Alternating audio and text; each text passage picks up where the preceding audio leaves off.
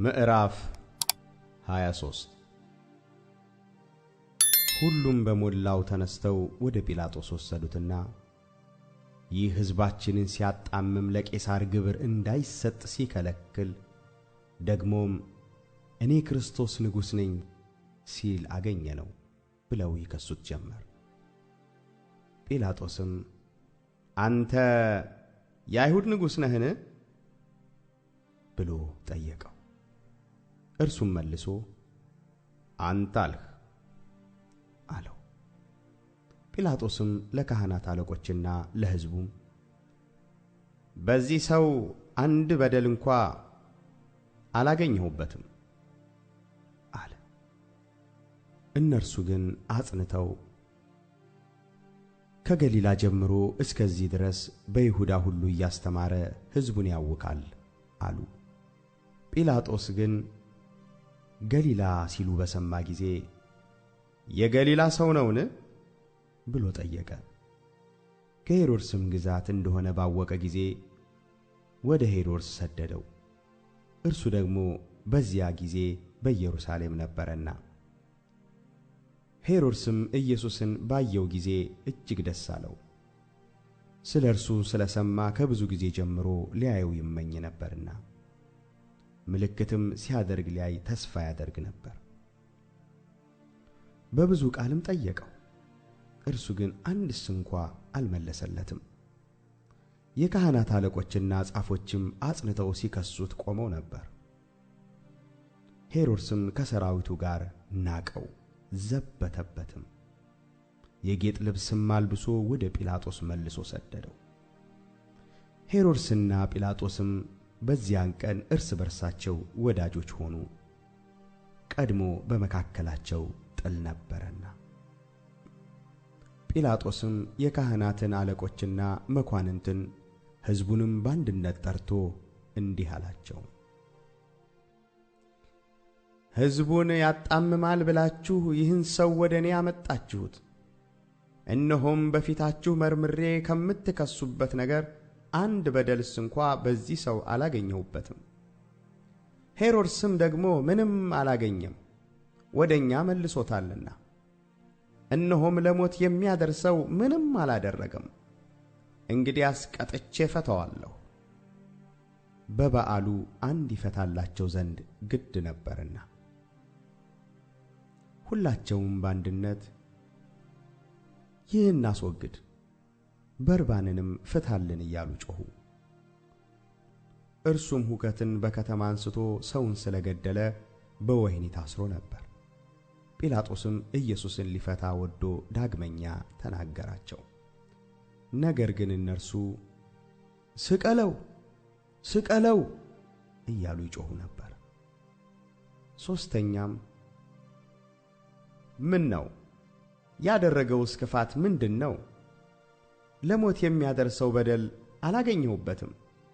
ስለዚህ ቀጥቼ ፈታዋለሁ አላቸው። እነርሱ ግን እንዲሰቀል በታላቅ ድምፅ አጽንተው ለመኑት። የእነርሱ ጩኸትና የካህናት አለቆችም ቃል በረታ።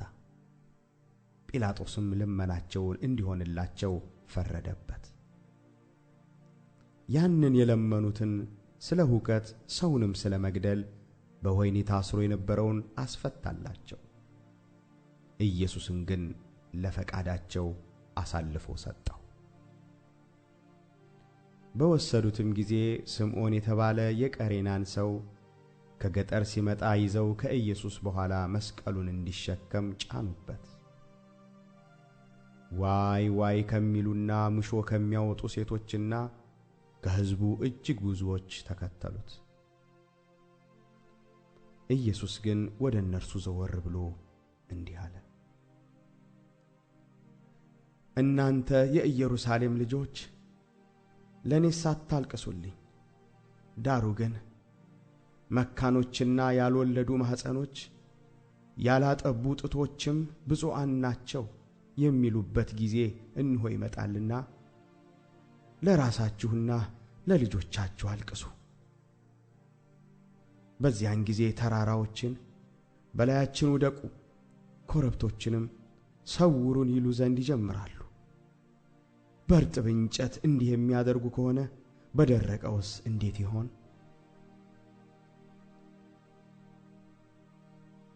ሌሎችንም 2 ክፉ አድራጊዎች ደግሞ ከእርሱ ጋር ይገሉ ዘንድ ወሰዱ።